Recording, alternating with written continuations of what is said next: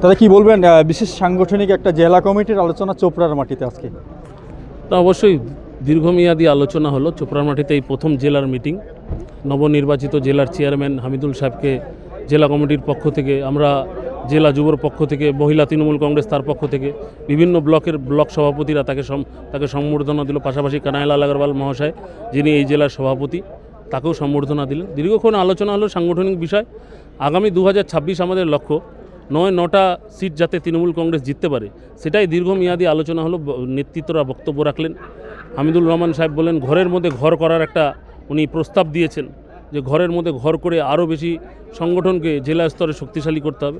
এটাই বার্তা আমরা মমতা বন্দ্যোপাধ্যায়, অভিষেক বন্দ্যোপাধ্যায়ের নেতৃত্ব, তাদের আশীর্বাদ, তাদের নির্দেশিকা পাথেয় করে আগামী দিনে 26-এ উত্তর দিনাজপুর জেলা তৃণমূল কংগ্রেসের দুইজন কর্ণধার কানাইলাল আগরওয়াল এবং হামিদুল সাহেবের নেতৃত্বে আমরা 9টা জিতব।